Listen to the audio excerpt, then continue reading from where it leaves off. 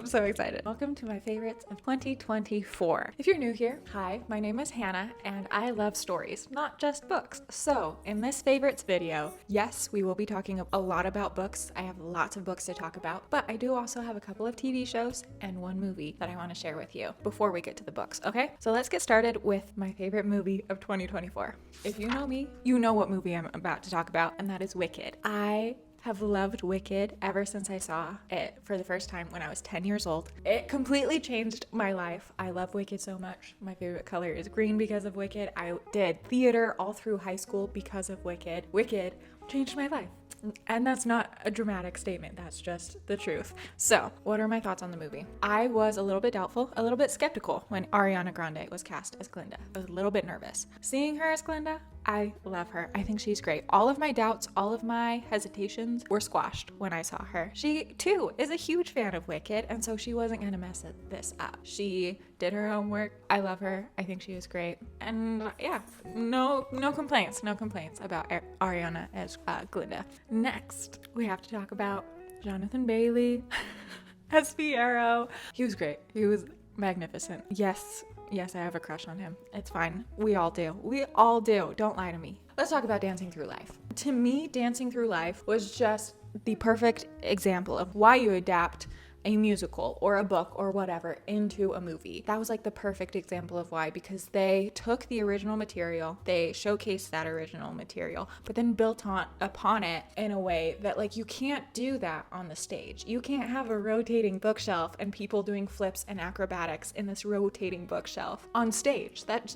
is just not possible. As we continue into the song and we get to the last little bit of the song where Elphaba's dancing and people are laughing at her, that part, you can't see people's emotions on their faces. Even if you're in the first row, you're not going to see that well. Being able to have such a close-up of Cynthia's face and see just all of the emotions that she's feeling in that moment, oh my gosh, this is why you adapt things, because there are things you can do in film that you can't do on stage, that you can't do in a book, and vice versa. That was the scene, that was the song that like really solidified, yes, we need this. We need a film, and I love it. Talking about the emotion, I feel like that's a good segue into talking about Cynthia Erivo as Elphaba, because as a film you can see her face close up and you can see all of the nuance, all of every single little emotion that she's feeling at any given point. You can see that so clearly in film, and I love that. It was very moving and very emotional for me to watch this because of that, and also because I've lived more life than I had lived when I first saw Wicked when I was 10 years old. And so there's just like so much more that I can relate to, that I can like draw connections to, personal connections to. And so I see those emotions on Elphaba's face, and I have felt those emotions too. I have made that face before, and like it just overall, Wicked just hit a lot harder this time around seeing it. I felt it so hard. Another thing that I loved about Cynthia's performance as Elphaba is just her singing voice. Oh my goodness. I feel like her voice and the music of Wicked just match so perfectly. I just feel like it was just the perfect combination, and I loved it so much. And her voice is so clear and so strong. I loved it. Next. If you've seen any TikToks or seen any reviews of Wicked, you've seen and you've heard about the set. You've heard about it before, you've seen it. I'm not gonna go into too much detail about the set. I just want to take a moment, okay? We're all collectively gonna take a moment right now to just think on and appreciate the set, okay? Thank you for that. Moving on to TV shows. I have one honorable mention TV show, and that is Agatha All Along. And the reason I wanted to mention this show is that it surprised me. I liked it more than I thought. And so for any other former Marvel fans out there, Agatha All Along was better than I expected it to be. I had a lot of fun with it. It was spooky, it was witchy, it had Joe Locke in it. Joe Locke is from Heartstopper, and because of that, I love him. And I loved seeing him in something new. And I thought he did a great job. Catherine Hahn, Aubrey Plaza, Patti LuPone, theater kid over here. They all did a great job. Like I said, Patti LuPone was great. And her character, I loved her character. And the episode that's like dedicated to her character was my favorite. If you like spooky, witchy things, please watch Agatha All Along. And I would recommend watching it around Halloween time. Next, Doctor Who. The new season of season of Doctor Who with Ncuti Gatwa. I thought it was great. Ncuti's doctor reminds me a little bit of 11, and 11 is my doctor. I love Matt Smith's doctor, and so just the fact that I feel like there were just a couple of little similarities that I saw, and so I just loved, I loved that. It reminded me why I love Doctor Who. I thought it was a lot of just fun. It was fun. It was time travel-y. It was sci-fi-y in the most fun Doctor Who silly way. Speaking of silly, I have to mention the Bridgerton episode. The third season of Bridgerton didn't do it for me, and so this episode of Doctor Who kind of made up for that just a little bit. Oh, I loved that. I loved that it had no shame. It was not ashamed to be like, yeah, we know that everybody loves Bridgerton. Let's do Bridgerton too. And I loved that. I hope that Jonathan Groff's character comes back at some point. I liked him and the Doctor together. I want to see that again, hopefully, at some point. That'd be great. Next, this was my favorite TV show of the year, and this is My Lady Jane. This is a historical fantasy take on Lady Jane Grey, who was Queen of England for 7 days and then beheaded. I love the combination of the historical story with the fantasy. I loved that combination. I felt like it was just like, I liked it. I don't know why. I can't tell you why, but I liked it a lot. The narrator I thought was also really fun. It was very similar to like the narrator in The Princess Bride or Tress of the Emerald Sea. Just this kind of spunky, funny, like joking around about like what's going on narrator. I love it when the narrator is its own character. I don't know what it is. But I am fascinated by the British monarchy up until Queen Victoria. Obviously, I was gonna like that aspect of this show as well.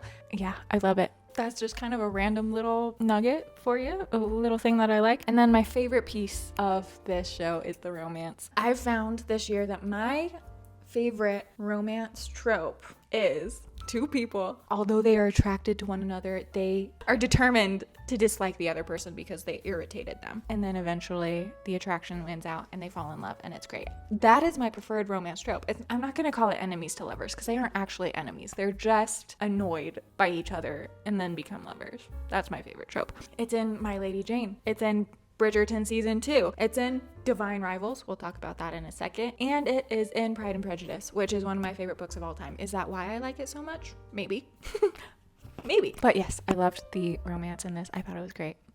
I ate it up. Now we're getting into the books. So we're starting off with 3 honorable mentions. Number 1 on this honorable mentions list is The Girl Who Drank the Moon. This is a middle grade fantasy fairy tale.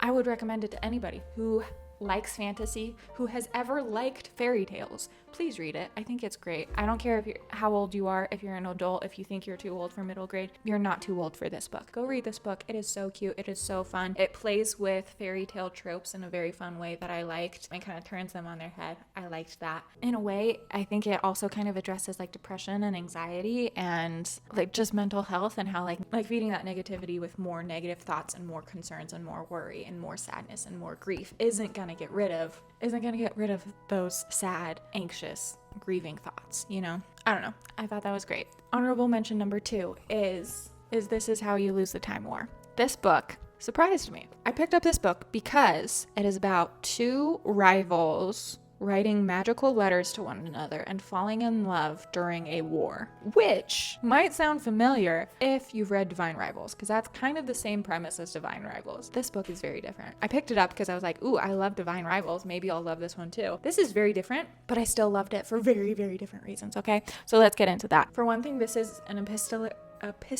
epistolary novel in that this is just a collection of letters. There's nothing, it's just letters, letter after letter after letters. That usually doesn't work for me, but it did in this book. Like I've read other epistolary novels and not loved it, but this one worked, and I don't know why. I don't know how, but it did. Number 2, this is sci-fi. It's more sci-fi than fantasy, and you feel that. It's very, to me, it felt a lot like the kind of cat and mouse chase that's in Loki season 1, when Loki's trying to track down the variant of himself that's wreaking havoc everywhere. It feels like that. It's like these two people, they're on opposing sides of this time war, also very low-key. They're on two opposite sides of this time war, and they're kind of like, in the beginning, it's kind of this competition. It's kind of like, ooh, look at me, I just won and you lost, don't you wish you were smart like me, kind of stuff. And then it slowly becomes like, they slowly get to know each other more, they become confidants for one another, and then they fall in love. And it is, I don't know, I liked it. But yes, sci-fi. The sci-fi is very sci-fi, and it's very low-key. It's very Doctor Who, because there is this time travel element to it. That's what makes it different from Divine Rivals. Something that is similar to Divine Rivals, there's more of it in this, is just how beautiful and poetic and lyrical the writing is. This is filled with beautiful imagery. Like, it's so descriptive and lyrical. I'm just gonna repeat all the same words to you, but I thought it was beautiful. I loved it. In that beautiful writing, it describes how these letters are delivered, and the delivery of each letter is different, and it's really interesting and creative, and I thought that was an interesting touch, and I just thought it was super cool. So this is how you lose the time war. My third honorable mention, and this is on the honorable mentions list because I haven't finished it yet, but I know that I need to mention it in this video because it's amazing and beautiful, and it's Braiding Sweetgrass. This is a nonfiction book. It is a collection of essays by Robin Wall Kimmerer, who is a botanist. She is Native American botanist, and so she brings those things together in these essays and perfectly weaves together Native American history and folklore into like knowledge and scientific teachings, scientific facts about plants and nature. And it's just, I love how perfectly she balances these things and weaves them together, and it's great. I wish I could write like this. That's Braiding Sweetgrass. Now we're moving into favorites territory. All right, I've already mentioned it twice in this video. The first favorite that I'm going to mention here is Divine Rivals. At the beginning of this year, I said, I don't really like romance. I haven't really found anything recently in the last few years that gets to me. This book got me. This book got me. Like I said, it's that two people meet and then become irritated by each other, but are very attracted to one another at the same time, and then they fall in love. That's this book.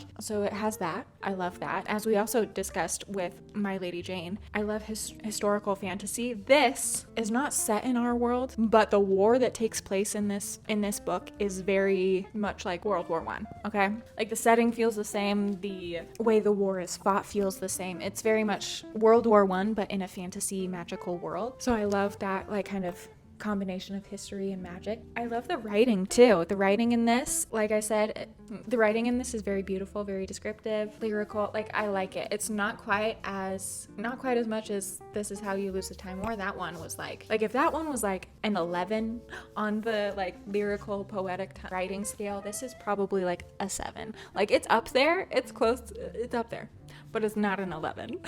I love this book. I would not have guessed that one of my favorite books of this year would be a romance, but here we are. Okay, next, The Starless Sea by Erin Morgenstern. This book is a trip. It is a fever dream. It is like Alice in Wonderland. You don't know what's happening, but that's kind of the point. Is that the point? I don't know. You're just along for the ride. It is a magical, crazy, confusing ride, but you're along for the ride, and I loved the ride that it took me on. What did I love about it? Let me tell you. So like I said, it's very magical. Right? For me, part of what made it so magical is not only did it play the movie in my head, I could feel it. I was watching it in 4D. I could feel this movie in my head. I don't know why. This beautiful, descriptive, magical writing, this is a 10 or an 11. I don't know. This beautiful, magical writing. It's a book about stories. It's all about stories. You see stories coming to life in this book, and stories are life, and life are stories. It's about stories. And that's like one of my favorite things is like when I find a story that's about other stories, or like a book about books, or like book characters coming to life. A story having to do with any of those things, I'm immediately gonna love. That's part of the reason I love this one so much. All right, the next book is another Erin Morgenstern book, and that is The Night Circus. This one is historical fantasy, another historical fantasy. I need to read more of that apparently. It's a historical fantasy. If you've tried picking up this book and you like the writing, but the like all over the place fever dream vibe isn't your vibe, that's okay. That is fine. I think you will like The Night Circus better. It has more of a clear plot, so I like that.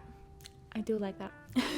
Another thing I love about The Night Circus is the love story. Now, this love story is love at first sight in a very fairy tale like way. Like, it's set up very much like a fairy tale, and so for me it worked. the love at first sight thing worked. I know that's not a lot of people's favorite romance trope. I get it. It's not mine either. Because the Night Circus is so magical, I feel like the love at first sight kind of just works. So yeah, I like the love story in the Night Circus. I like how it describes how much they love each other. It feels like a romantic poem. And it's really poetic and beautiful and cheesy, and some might think it's a little bit over the top, but I feel like it just adds to the romance of the story, like the magic of the love in the story and all this stuff. I love it. And I also listened to the audiobook. I love the audiobook because it is narrated by Jim Dale, who's my favorite audiobook narrator for very nostalgic reasons. So that was also just magical. Next, Legendborn. This book is on this list because it made me feel the same way that I felt when I first read Percy Jackson.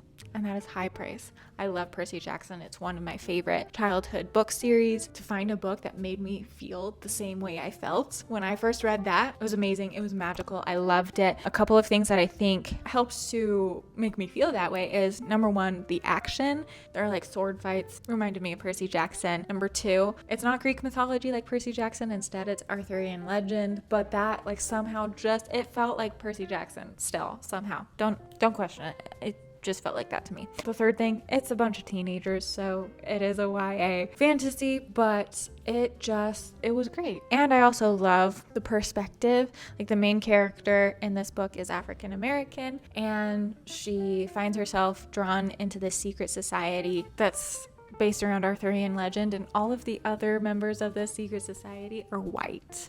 This book addresses a lot revolving around that in a really great way. It also addresses ideas and practices can be like colonized in a way. And so I thought that was also very interesting. So it's great. I think it's really, really great. The last two books on my list of favorites for the year 2024 are The Monk and the Robot duology by Becky Chambers. This little duology is so comforting, so soft, so sweet, so exactly what I needed when I read these. Earlier this year, I was dealing with a lot of stress because I was let go from my job, and that's when I read these. And the dedication in this book says, for anybody who doesn't know where they're going. And that's exactly how I felt at that time. And so these books were exactly what I needed when I felt that way. And they made me feel better. I felt comforted. I felt less alone. I felt hopeful that I could figure things out. And so these books just are on this list for very emotional, very personal reasons, just because they were exactly what I needed when I read them. And I highly recommend reading these books if you also don't know where you're going. If you're feeling a little bit confused, a little bit lost, you don't know what to do, like read these books. If you like the vibes of Studio Ghibli movies, I think you'll also like these books. So George, come over here. So those are these two books. I love them. I highly recommend them. Those are all of my favorites. Favorite stories of 2024. I hope you've enjoyed this video. Do you have any favorites from this year? Please let me know in a comment down below. And with that said, thank you so much for watching. Thank you for listening to me ramble about stories, and I'll talk to you in my next video. Bye!